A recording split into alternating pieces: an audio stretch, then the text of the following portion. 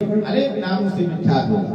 कहा अब ये यशोदा के बालक का भगवान का नामकरण करने जा रही गर्ग पुरोहित जी महाराज। गर्ग पुरोहित जी महाराज आज अपनी भाग्य की सराहना कर रहे। मन ही मन भगवान को प्रणाम किया। कृष्णम वंदे जगत गुरु, हे जगत के गुरु, हे अकारण कर्मा वर्णाले भगवान, आज मैं आपका नामकरण करने के लिए जा रहा हूं। तो पुरोहित जी महाराज कहा कि बाबा नंदराय जी सुनो, इस बालक के कई जन्म हो चुके हैं। कहा कई जन्म?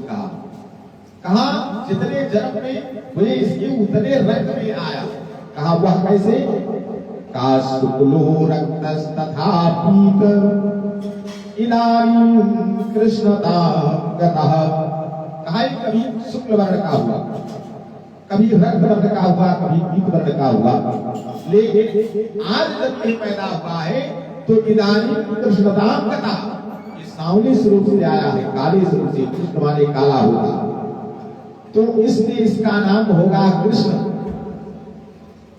कृष्णचंद्र नाम होगा। कहा अच्छा। कहा लेकिन बाबा ने ये भी बताया कि हे नंदराय के बहुत नाम होंगे। कहा बहुत नाम कैसे होंगे? कहा बहून संते नामानि रूपाणि चासुतस्ते अगुण कर्मान रूपाणि तान्यहं वेदनो जनः। कहा इसके गुण और कर्म के अनुसार नाम पढ़ते हुए जाएंगे। जैसे जैसे यह बालक कार्य करेगा वैसे वैसे इसके नाम पड़ेंगे। कहा वह कैसे? कहा जब ये गऊ चराएगा तो इसका नाम गोपाल पड़ेगा, जब ये बंसी बजाएगा तो बंसीधर मुरलीधर नाम पड़ेगा, जब ये गिरगोवर्धन पहाड़ उठाएगा तो गिरधर नाम पड़ेगा, गोविंद नाम पड़ेगा। जैसे जैसे यह कार्य करता हुआ जाएगा, महाराज पड़ेगा, इसका नाम मदन मोहन पड़ेगा, अच्युत पड़ेगा, सकंडी पड़ेगा। जैसे जैसे ये कार्य करते हुए जाएंगे वैसे वैसे इनका नाम पड़ता हुआ जाएगा। आज बाबा बोले, कहा कि एक नंदराय जी, इस बालक की आपकी बहुत ही अद्भुत चरित्र है। और ऐसा अद्भुत चरित्र जब सुना नंदराय जी ने तो बाबा से एक निवेदन किया। कहा बाबा ऐसा है कि मेरे इस बालक का जो आपने बताया कि अद्भुत चरित्र है, तो इसके साथ में एक बात मैं आपसे कह रहा हूं। कहा बताओ। कहा जब से इसका जन्म हुआ है तब से इतना ग्रह दशा है इस बालक के ऊपर कि तमाम दैत्यों का अत्याचार हुआ, तमाम संकट की स्थिति में भगवान ने इसको बचाया। तो मेरे इस बालक की कुंडली बना दीजिए आप, और वो कुंडली फलित करके बताओ कि इसके जीवन में है क्या। तो गर्गाचार्य जी महाराज ऐसे दिव्य परम ज्योतिष के प्रकांड विद्वान को क्या टूटना था। आज भी हम पंडित जन उन्हीं गर्ग ऋषि सर महाराज की गर्ग सत्ता के द्वारा कुछ ज्योतिष का ज्ञान करते हैं। तो आज गर्ग पुरोहित ने भगवान की कुंडली बनाया और उसको समझाते हैं बाबा नंदराय जी।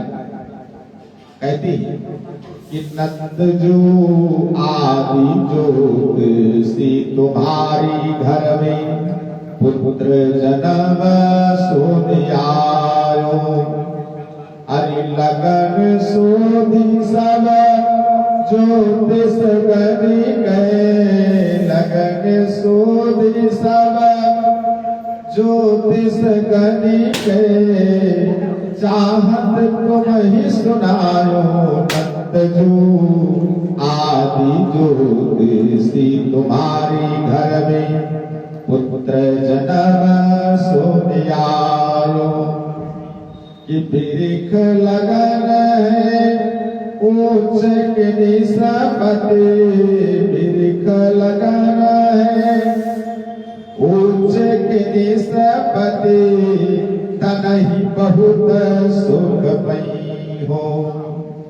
चौथे राशि सिंह के दिन कर, चौथे राशि सिंह के दिन कर जीत मही सब लई है नंद जो आदि ज्योति सी तुम्हारी घर में पुत्र जन्म सुनिया। कहा ही नंदराय जी, तुम्हारी इस बालक की कुंडली में वृद्धराज की उच्चराज की चंद्रमा बैठी। कहा इसका फल क्या होगा बाबा? कहा इसका फल ये होगा तन ही बहुत सुख बन, ये अपने शरीर से बहुत ही सुखी रहेगा, कोई रोग आदि व्याधि इसको नहीं आएगी। और चौथे स्थान में इसके सिद्धराज की सूर्य बैठे। कहा इसका फल?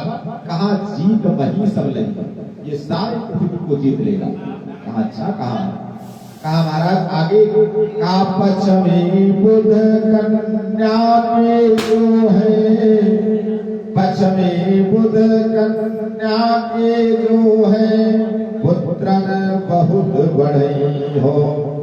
छठवें शुक्र तुला के जुत है, छठवें शुक्र तुला के जुत है, शत्रु रहनी नहीं पई है दत्त जो आदि ज्योति तुम्हारी घर में पुत्र जन्म सोनियायो।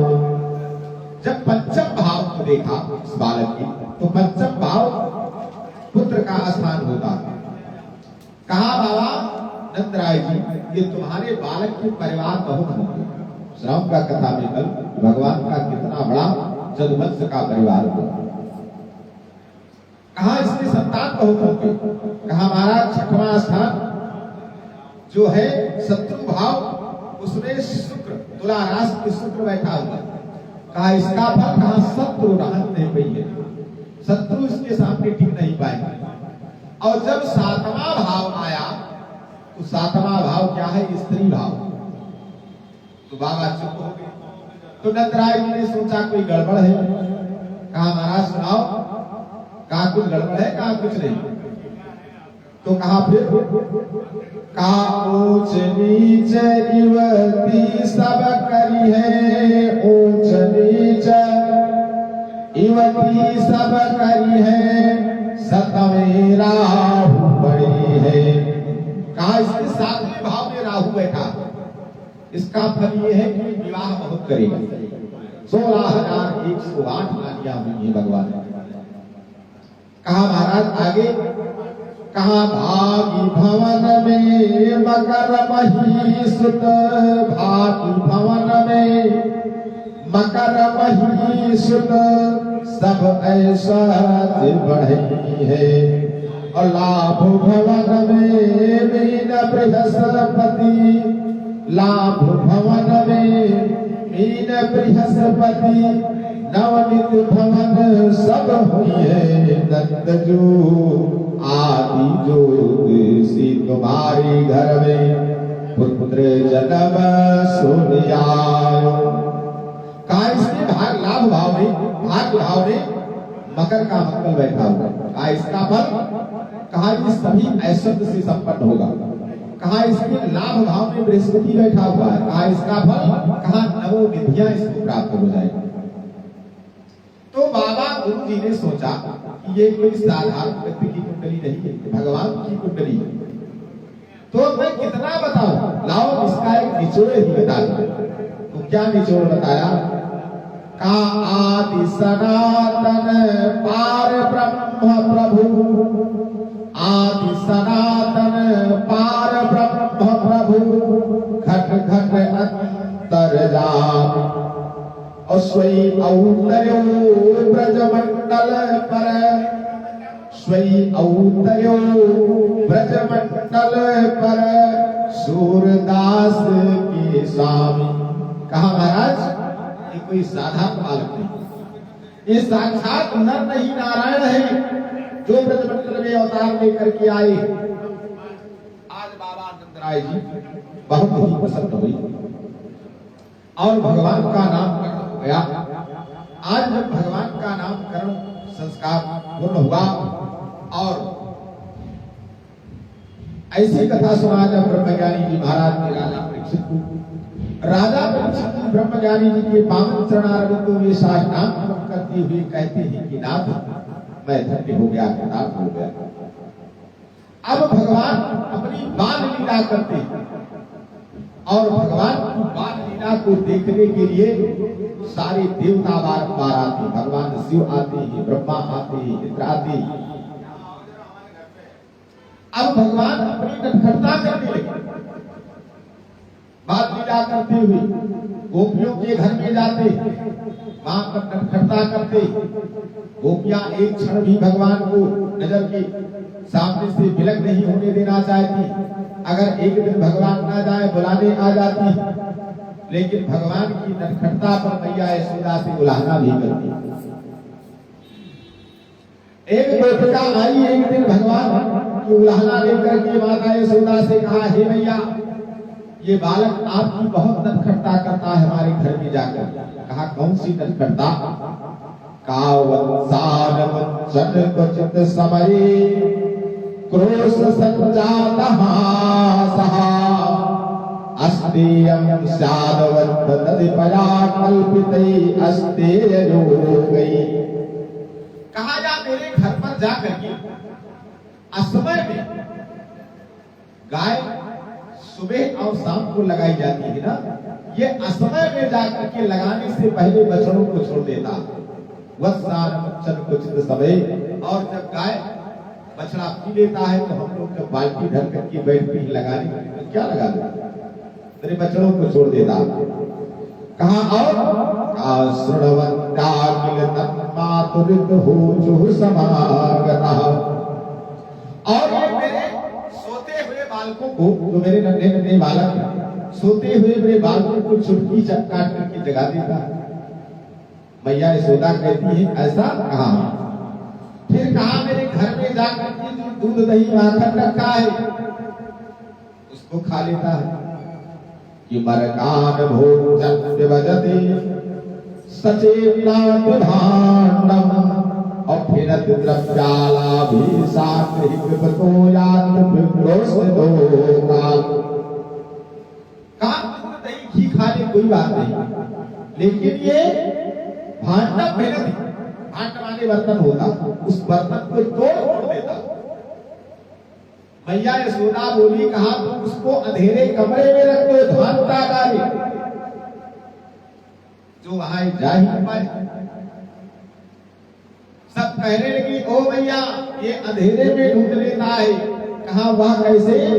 कहा धांतागारी धृत मणिगणम शांतवर्ध प्रदीपम अकाली भोग रही गृह सुव्यग्रचिता।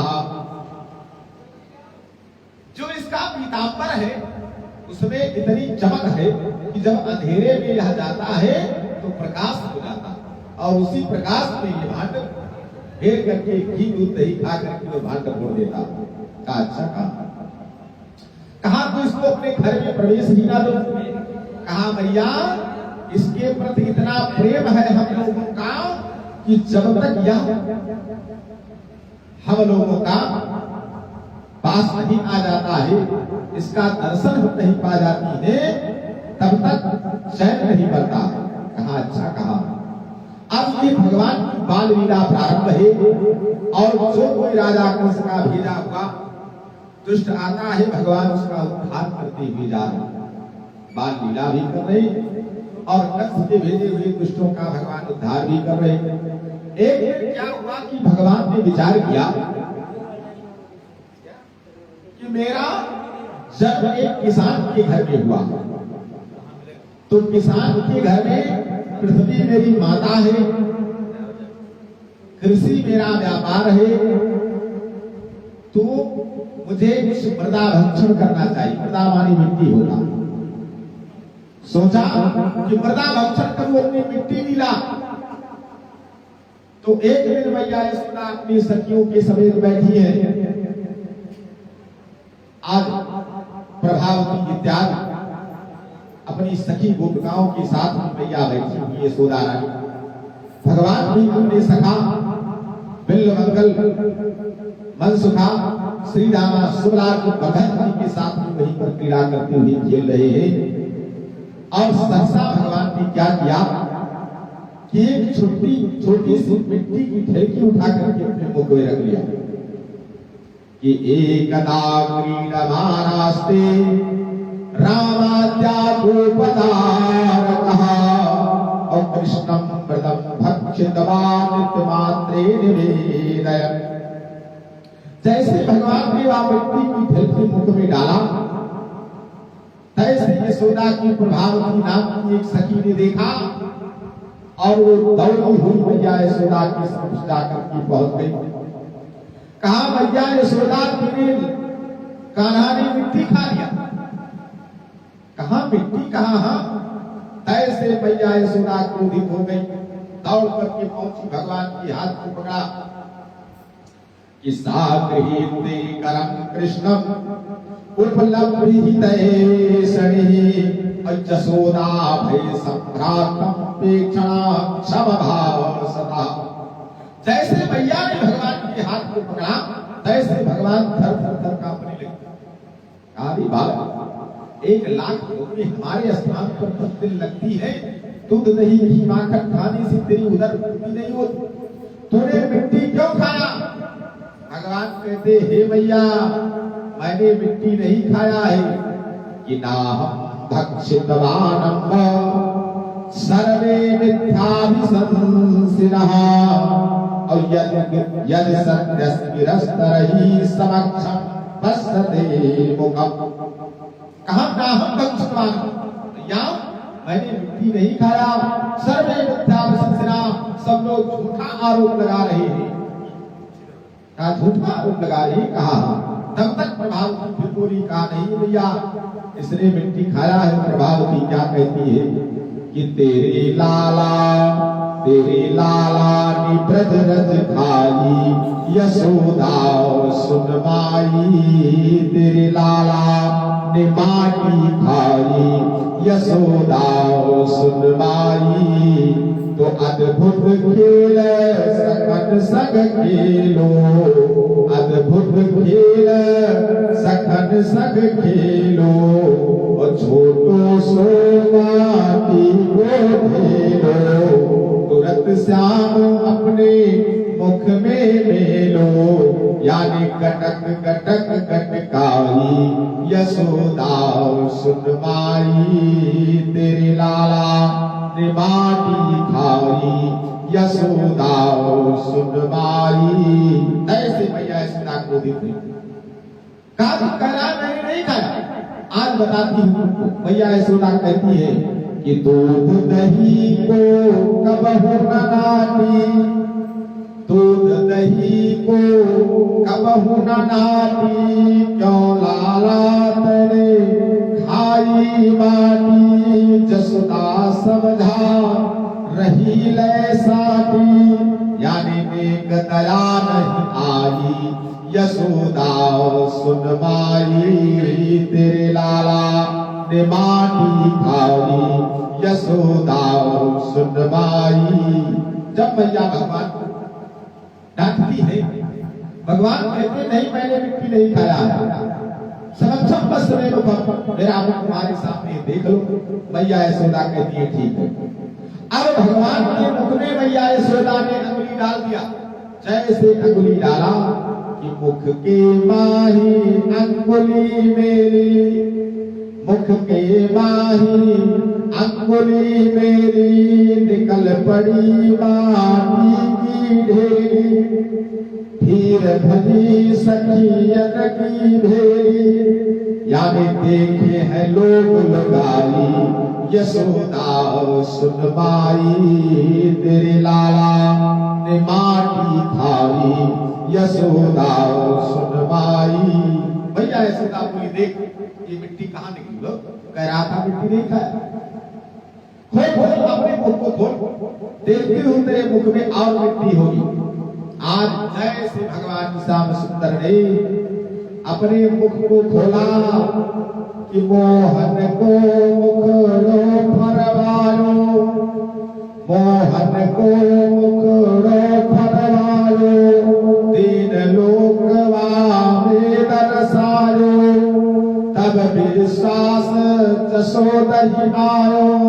ये तो पूर्ण है ब्रह्म कढ़ाई, यशोदा सुन माई, तेरे लाला ने माटी खाई, यशोदा सुन माई।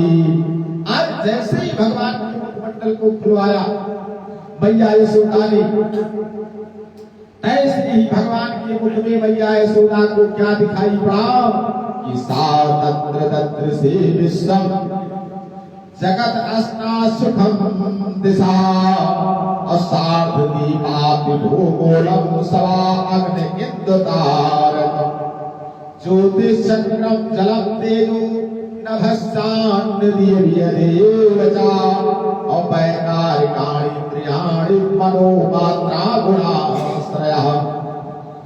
जैसे भगवान ने अपना मुखमंडल खोला, भगवान के मुख में तत्र से विश्व, सारा विश्व भगवान के मुखमंडल के अंदर दिखलाई पड़ने लगा। 3 लोक 14 ब्रह्मांड 7 तीनों खंड सब भगवान के मुखमंडल के अंदर दिखलाई पड़ रहा है। गंगा जमुना सरस्वती इत्यादि त्रिवेणी की धाराएं भगवान के मुखमंडल के अंदर दिखलाई पड़ रही। पुष्कर इत्यादि दंडक इत्यादि और देवी देवता भगवान के मुख के अंदर दिखलाई पड़ रही।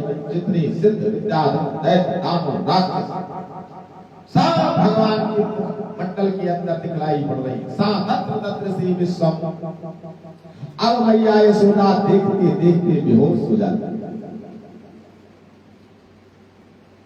फिर भगवान ने विचार किया कि मेरी माता जो है, अगर आज से मुझे पुत्र के रूप में ही नारायण के रूप में मानने लगेगी तो मैं अपनी लीला नहीं कर पाऊंगा।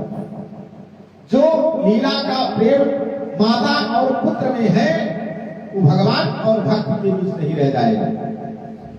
तो आज मैया यशोदा की जब मूर्छा दूर हुई तो भगवान ने अपनी घेरा माया का पर्दा, जो कुछ मैया यशोदा ने देखा था वो सारा का सारा भूल जाता। तो हमारा कवि क्या कहता है कि ऐसो रस नहीं है माखन में, ऐसो रस नहीं है माखन में, अमेवा मिश्री नहीं दाखन में, जो रस है ब्रज रज चाखन में। यानी मुक्ति की मुक्ति कराई जसोदा सुन माई, तेरे लाला ने माटी खाई, यशोदा सुन माई। तो उस रज को सुर नर मुनि तरसे, उस रज को सुर नर मुनि तरसे, बड़ा भागी जन नित उठ बरसे, जाकी लगन लगी रहे हरि से। ये तो घासी राम कथ गाई जसोदा सुन माई, तेरे लाला ने माटी खाई, यशोदा सुन माई। तो आज भगवान ने अपनी मृदा मिट्टी खाई। तो सज्जनों मेरे भगवान यह लीला श्री कृष्णावतार की हमारी महात्मा कहते हैं कि राम को समझने के लिए शुद्ध बुद्धि की आवश्यकता और कृष्ण को समझने के लिए अति शुद्ध बुद्धि की आवश्यकता। जितनी लीला भगवान ने श्री कृष्णावतार में किया है उन सभी लीलाओं का एक उद्देश्य है। लोग कहते हैं कि भगवान ने माखन की चोरी किया। क्यों किया उसकी चोरी? क्योंकि एक दिन भगवान अपने साथियों के समेत बैठे थे, जिसमें सोमनाथ सुखा तज मंगल बिल्ल मंगल श्री रामा सोमनाथ समस्त सखा बैठे थे। वृंदावन में गोपाल बने हुए भगवान।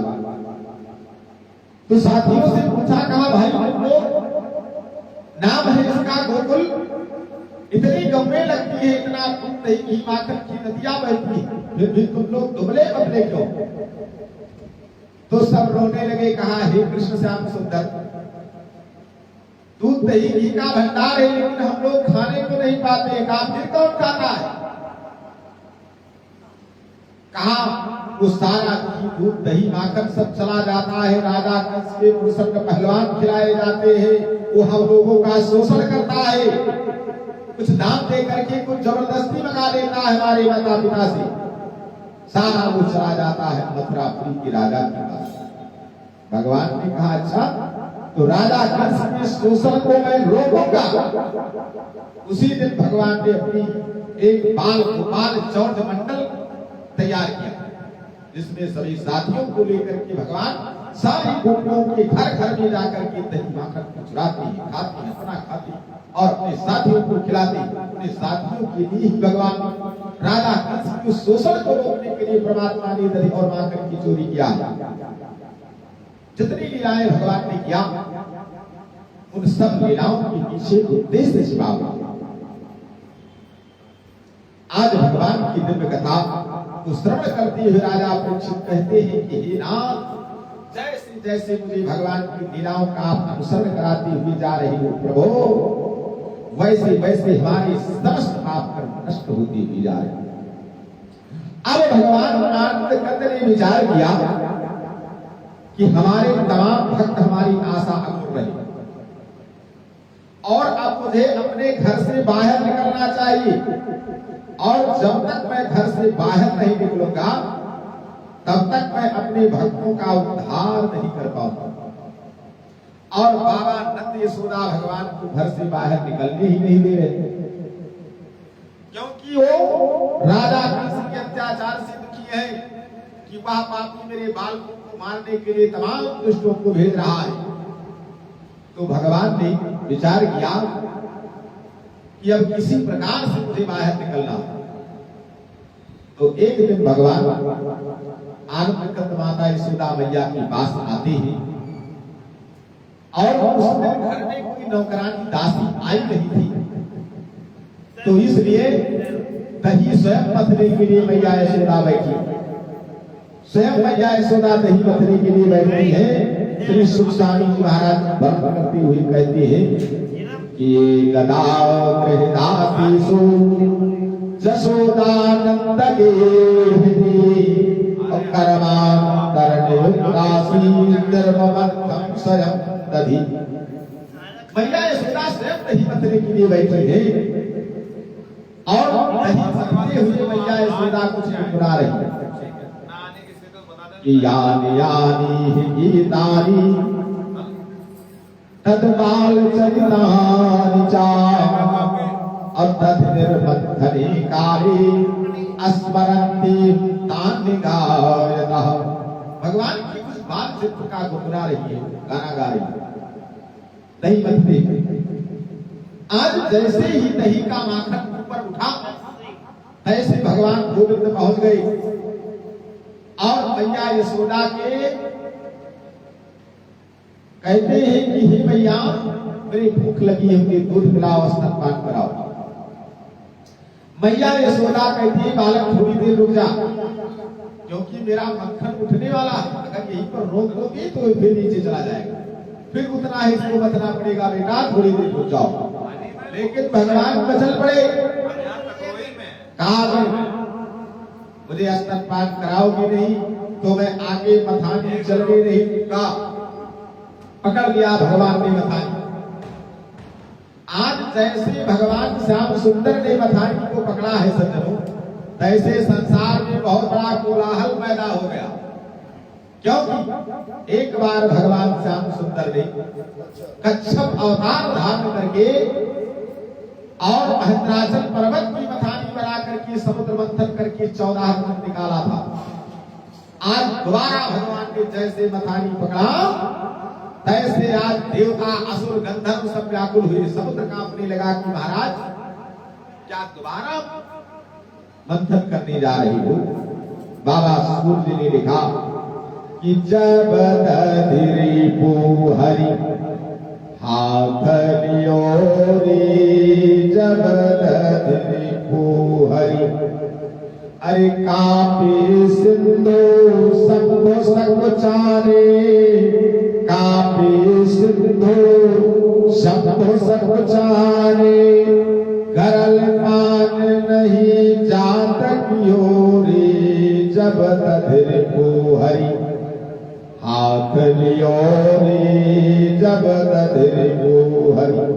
जैसे भगवान ने मथानी पकड़ा तैसे सिंधु हमारे समुद्र का पायमान हो गया कि भगवान दोबारा बंधने जा रहे हो, मेरी क्या दशा हुई।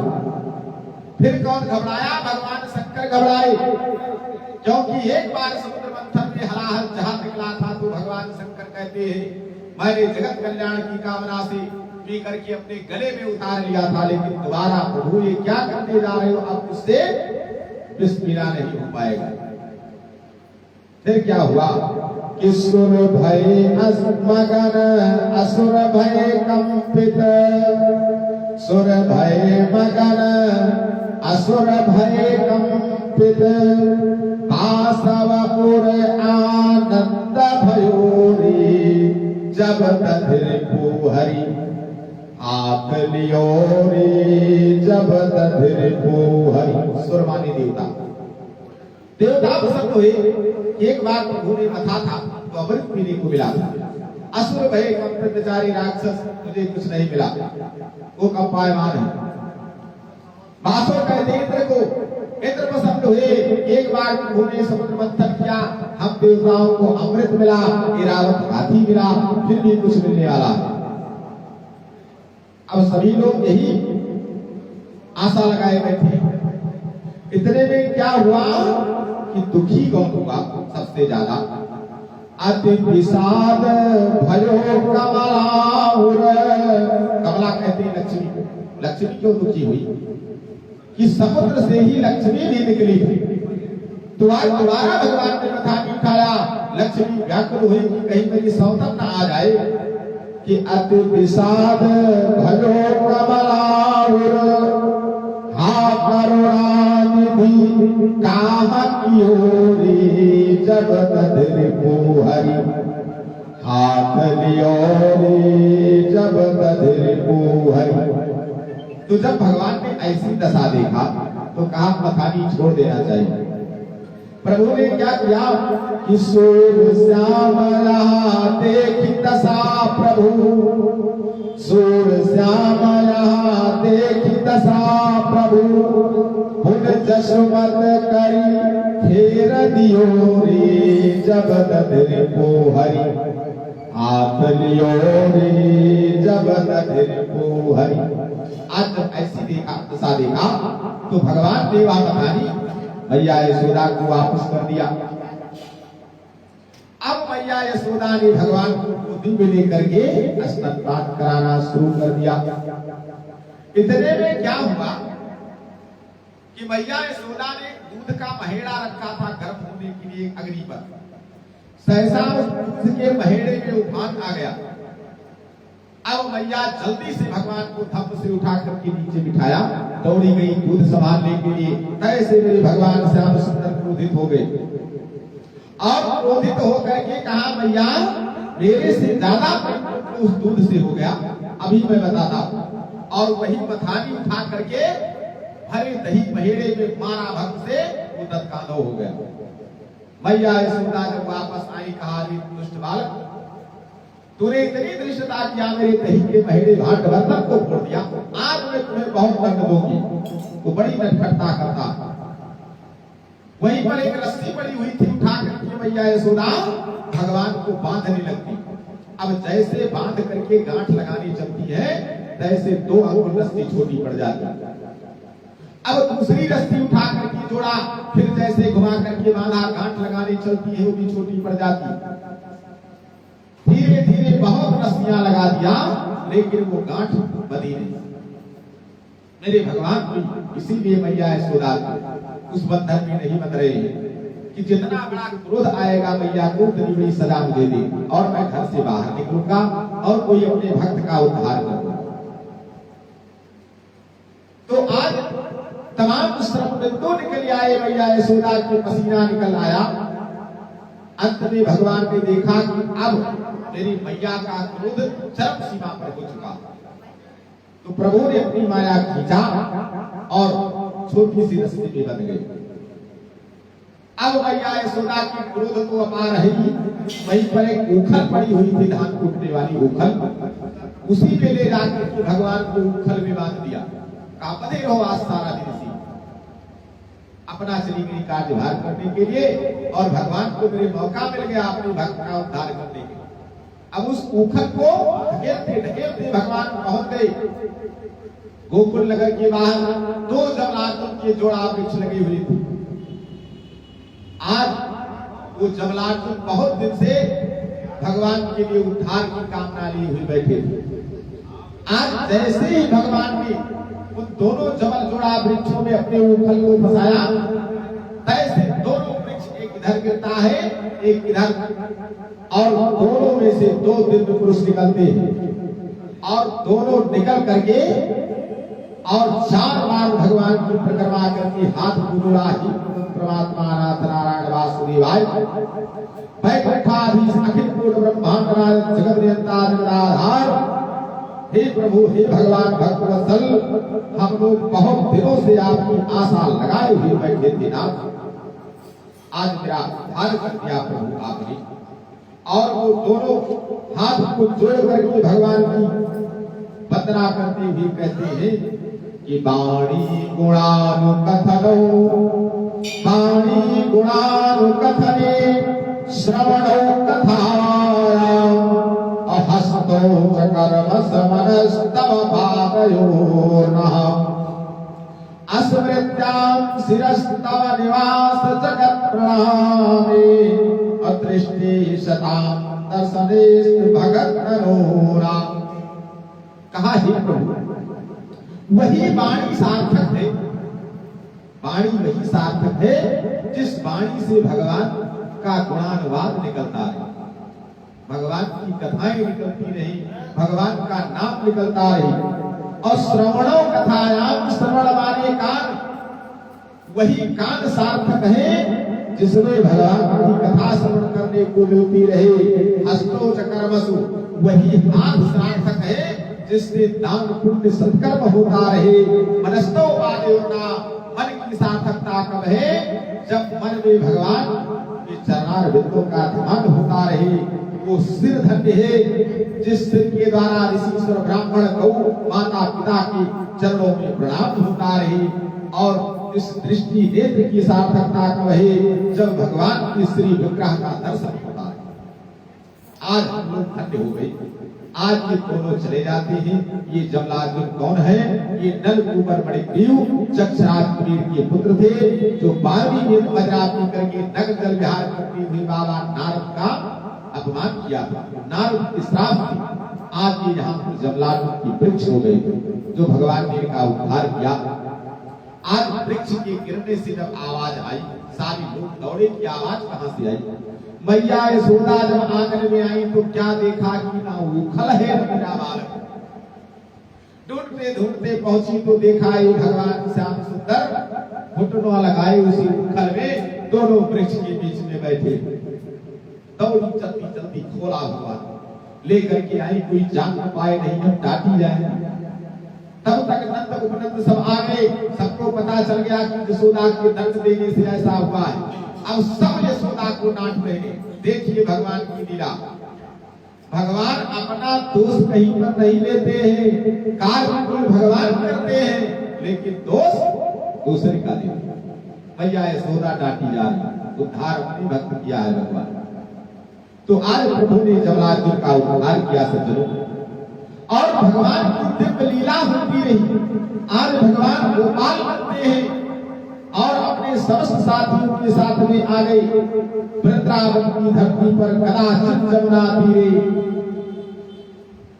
जमुना के सन्निकट वृंदावन की धरती पर अपने सुलाट दधमंगल बिल्वमंगल मनसुखा श्री रामा और बलभद्र जी के साथ में गौचार कर लिया।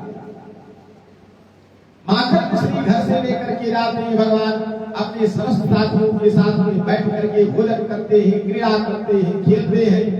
और वहीं पर राजा कंस के भेजे हुए तमाम दैत्य आते हैं भगवान को मारने के लिए। आज बकासुर आता है, भगवान ने बकासुर का उद्धार किया। फिर अघासुर अजगर का रूप धारण करके आया। फिर कासुर अरिष्टासुर प्लवनासुर सबको मारते पछाड़ते जा रहे भगवान।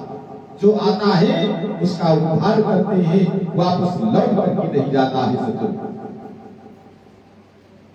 तो आज भगवान की दिव्य लीला हो रही है वृंदावन की धरती पर। आज भगवान को बंसी प्राप्त होती है। भगवान शिव ने देखा, ब्रह्मा ने देखा कि गोपाल कृष्ण अधूरा लग रहा, तो समस्त देवताओं ने मिलकर के आज भगवान की बंसी उत्पन्न किया।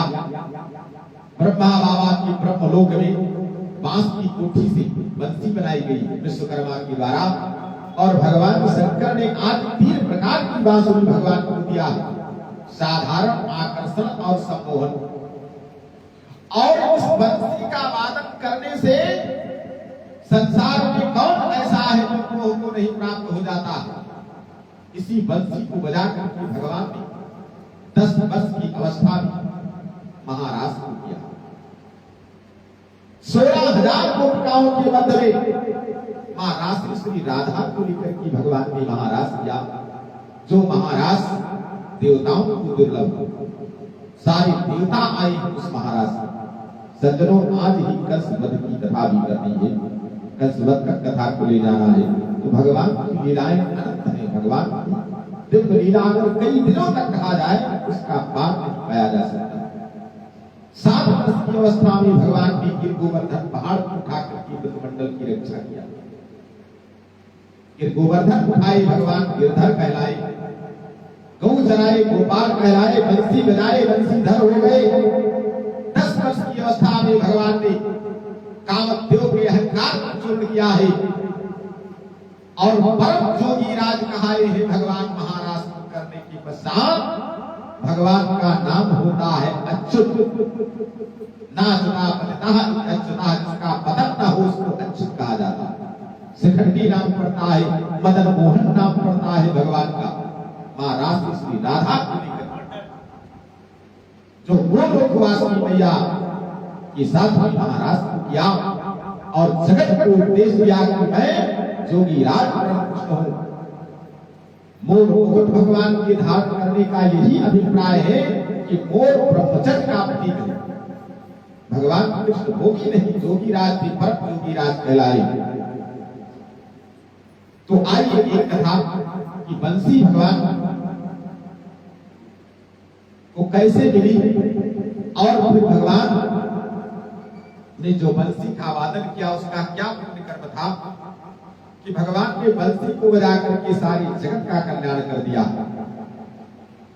तो सज्जनों, यह बंसी भगवान को प्राप्त होती है ब्रह्मा बाबा के द्वारा, और ब्रह्मा बाबा ने देखा कि गोपाल कुछ अधूरा है, तो भगवान को यह बंसी विश्वकर्मा के द्वारा बनाई गई, और फिर भगवान शिव ने अर्पण किया, भगवान बंसीधर हो गए। तो आज गोकुल की धरती पर और वृंदावन की धरती पर भगवान ऐसी दिव्य लीला किया, और जो भी राजा कृष्ण का दैत्य आया वो वापस लौट करके नहीं जाता। पूतना, केसी, धेनु, गृणासु, अरिष्टासु, प्लब्बासु, अगासु, बकासु सबको भगवान समाप्त करते हुए 7 वर्ष की अवस्था में गोवर्धन लीला, 10 वर्ष की अवस्था में रास लीला, 8 वर्ष की अवस्था में नाग लीला, कालिया नाग को नाथ करके भगवान ने जमुना जी की जल को स्वच्छ किया।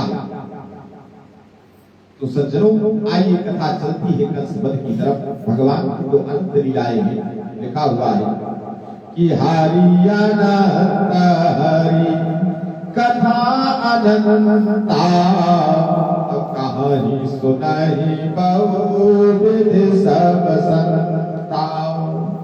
रामचंद्र के चरित सुहाए, अकल्प कोटि लगे जाहि लगाई।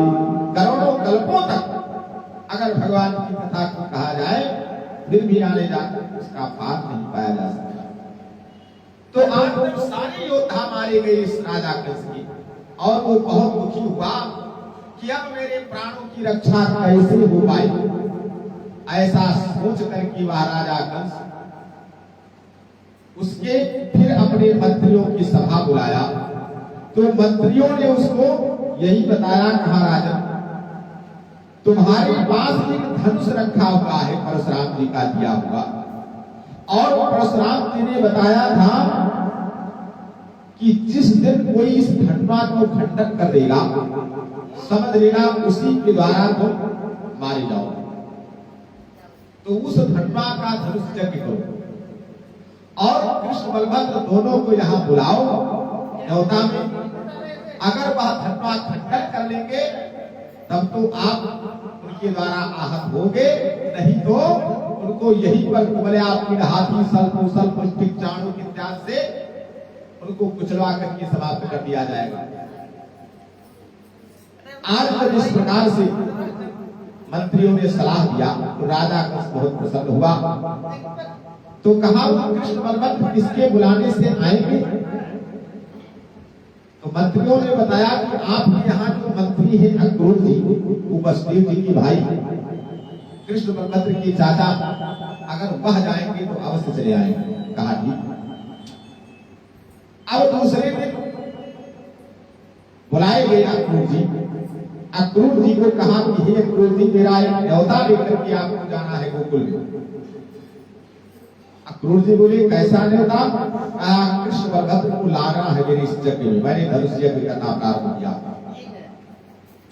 अक्रूर जी भगवान के बहुत बड़े भक्त थे। कहा मैं अवश्य जाऊंगा लाने के लिए। राजा कृष्ण का पत्र न्योता लेकर के अक्रूर जी संध्या के समय घर पर आए कि प्रातः काल मुझे भगवान का दर्शन होगा, भगवान को लेने जाना है। ऐसा घूमते घूमते हुए रात्रि में निद्रा नहीं आती है कि अक्रूरो पिचनाम रात्रि मधुपुरजा महामती और उसे पार धम्मास्थाई प्रयो नंदगोकुलम। रात्रि में निद्रा नहीं आई कि प्रातः काल मुझे भगवान के समक्ष भगवान का दर्शन करना। प्रातः काल ब्रह्म मुहूर्त में उठे और अपने रथ को लेकर के चल दिए गोकुल की तरफ। तब तक लग गया ध्यान, और ऐसा ध्यान लग गया कि उनको पता ही नहीं चला रथ मेरा कहाँ जा रहा है। दूर पूरब दिशा में निकल गया कि गगन पति महाभागो भगवत अम्बुजे क्षणे और भक्त्यम परापुपगतम एवं तद चिंतयन्। ऐसा चिंतन करते हुए जा रहे भगवान का कि ऐसा ध्यान लग गया कि जब दोपहर में ध्यान टूटा तो कहा रे राम राम, मेरा रथ तो पूरब दिशा में चला आया, उल्टा चला। पुनः रथ को घुमाया, जैसे फिर रथ को घुमाया तैसे पुनः ध्यान लग गया कि मया चरितम भद्रम किम तत्तम परमं तपः अममय तद्दुर्लभम मन्नम उत्तम श्लोक दर्शनम्।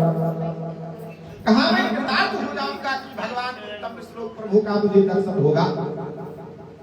ऐसा विचार करते हुए अक्रूर जी का जब फिर ध्यान लगा, फिर समाधि लग गई।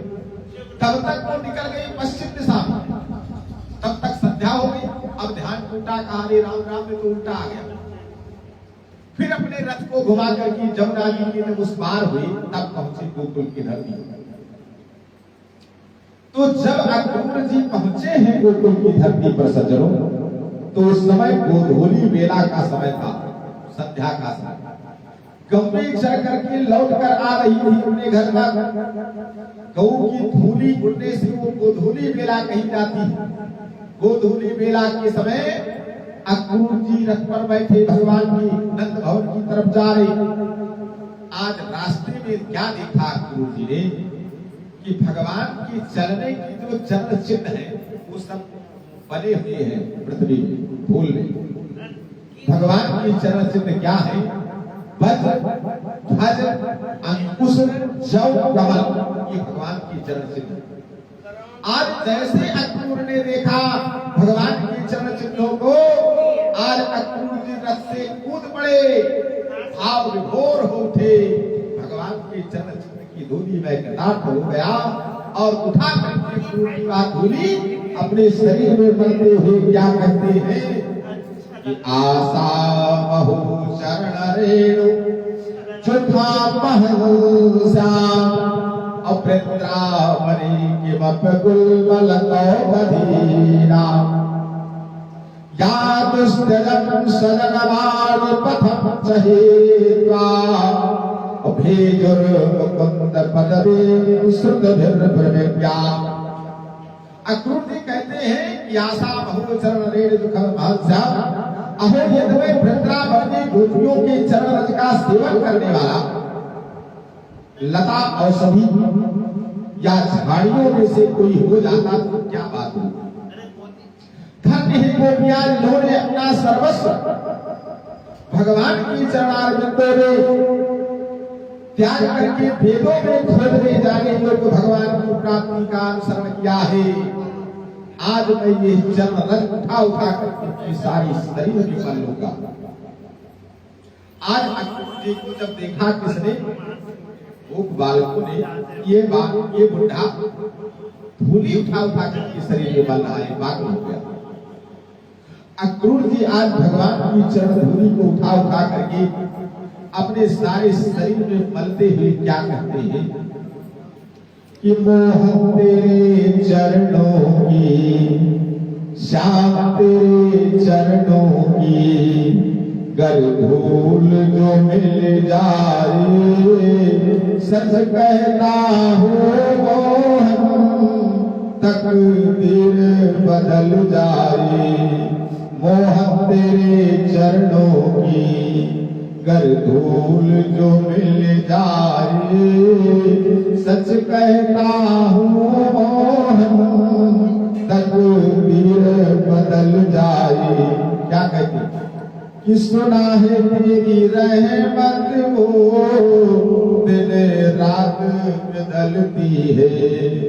सुना है तेरी रहमत वो दिन रात बरसती है। एक बूंद जो मिल जाए, एक बूंद जो मिल जाए, तकदीर संवर जाए। मोह तेरे चरणों की, गर धूल जो मिल जाए। कहते हैं गुरु जी, ये मन बड़ा चंचल है, कैसे तेरा भजन करूं। ये मन बड़ा चंचल है, कैसे तेरा भजन करूं। जितना इसे समझाऊं, जितना इसे समझाऊं, उतना ही मचल जाए। मोह तेरे चरणों की, गर धूल जो मिल जाए, तो नजरों से गिराना चाहे जो भी सजा देना। नजरों से गिराना चाहे जो भी सजा देना। नजरों से जो गिर जाए, नजरों से जो गिर जाए, मुश्किल से संभल पाए। मोह तेरे चरणों की, गर धूल जो मिल जाए। फिर क्या कहते हैं अंतिम पंक्ति में अक्रूर जी महाराज कि मोह तेरे जीवन की बस एक तमन्ना है। मोह मेरे जीवन की बस एक तमन्ना है। क्या है कि तुम सामने हो मेरे प्रभु, तुम सामने हो मेरे। मेरा दम जो निकल जाए, मोह तेरे चरणों की, गर धूल जो मिल जाए। सच कहता हूँ मोहन तकदीर बदल जाए। मोह तेरे चरणों की, गर धूल जो मिल जाए। आज ऐसे अक्रूर जी महाराज ने भगवान की चरणारविंदों की धूली मलने की पश्चात और चलते चलते भगवान के भवन में विराजमान होते हैं नंद भवन। आज भगवान कृष्ण और बलभद्र जी ने देखा मेरी चाचा जी आए हुए और अक्रूर जी को लेकर के गए, अर्घ्यपात्र निवेदन किया, जलपान कराया और अक्रूर जी ने वहां पत्र दिया भगवान श्री कृष्ण को, ये तुम्हारे माना राजा कंस ने न्योता दिया। भगवान को ने कहा चाचा जी आप पढ़ करके सुनाओ, अभी मैंने विद्या अध्ययन नहीं किया। तो आज अक्रूर जी ने सुनाया, उसमें लिखा हुआ है कि हे मेरे भांजे कृष्ण और बलराम, मैं मथुरापुरी का सम्राट राजा कंस, मैंने पावन धनुष यज्ञ का आयोजन किया है और उस धनुष यज्ञ में आप दोनों भ्राता आकर के और मेरे धनुष यज्ञ को सफल बनाइए। भगवान ने आज अपने मामा कंस का वह न्योता स्वीकार किया और अक्रूर जी को भोजन इत्यादि करके सुला दिया। कहा कल प्रातः काल ब्रह्म मुहूर्त में ही हम दोनों भाइयों को आप लेकर के निकल चलना, क्योंकि मेरी जो प्रिय लक्षणा भक्ति है गोपिका, वहां एक क्षण भी मुझे अपने से विलग नहीं होने देना चाहिए। तो अब वो न जान पाए, नहीं तो रथ आपका यही रह जाएगा। अक्रूर जी बोले कहा अब भगवान बलदाऊ और श्याम सुंदर गए। माता यशोदा बाबा नंद से निवेदन किया कि मुझे जाने दो। बाबा नंद यशोदा आवाज है, पुत्र क्या हो गया तुमको? अरे वाह पापी राजा कंस जब तुम्हें मारने के लिए यहाँ दुष्टों को भेजता है तो वहां पाकर के उसको आसान हो जाएगा, मैं कदापि नहीं जाने दूंगा। कृष्ण बलदाऊ ने समझाया, कहा पिता माता जी आपके चरणों का मुझे आशीर्वाद प्राप्त है कि जब आज तक उसके भेजे हुए पापी मेरा कुछ नहीं कर पाए, जो परमात्मा मेरी यहाँ रक्षा करता था वही परमात्मा मेरी वहां भी रक्षा करना करेगा। आप मुझे आशीर्वाद देकर के भेजिए। कहा अब प्रातः काल ही अक्रूर जी भगवान को रथ पर बिठा करके जैसे लेकर के चले हैं सज्जनों, तैसे किसी ने जाकर के आराम से बता दिया कि यार वो मनमोहन चित्तचोर श्याम सुंदर जा रहा है मथुरा को। सारी गोपिका आ गई और चारों तरफ से भगवान की रथ को घेर लिया। ये प्रेम लक्षणा भक्ति है गोपिका, वेद की ऋचाएं है गोपिका। आज भगवान को जाने नहीं देना चाहती। भगवान ने समस्त गोपिकाओं को समझाया कि मैं अवश्य लौट करके वापस आऊंगा, आपसे मेरा ये वादा। तब जाकर के गोपिकाओं ने रथ की गति को छोड़ा है, रास्ते को। अक्रूर जी रथ को लेकर के चले हैं और इतना अगाध प्रेम है भगवान की प्रति गोपिकाओं का कि जहां तक रथ की धूली उड़ती हुई दिखलाई दिया है वहां तक टकी लगाए भगवान की रथ को देखती रह गई। ये वेद ऋचा की गोपिका क्या कहती है रोती बिलखती हुई कि मोहे तज कहा जात हो प्यारी, मोहे तज कहा अरे हृदय निकुंज आप अब बैठो, हृदय निकुंज आप अब बैठो, जल तरंगवत भूतन न्यारी, मोहे तज कहा जात हो प्यारी, मोहे तज कहा। कहती है बालाएं कि तुम हो प्राण जीवन धन मेरे, तुम हो प्राण जीवन धन मेरे, धन मन धन सब तुम परवारे, मोहे तज कहा जात हो प्यारे, मोहे तज कहा कि छिपे हो कहाँ जाय मन मोहन, छिपे हो कहाँ जाय मन मोहन, श्रवण नयन मन संग तुम्हारे, मोहे तज कहा जात हो प्यारे, मोहे तज कहा। तो सूर श्याम अब मिले ही बनेगी, सूर श्याम अब मिले ही बनेगी, तुम हो सर्वस मोह परवारे, मोहे तज कहा।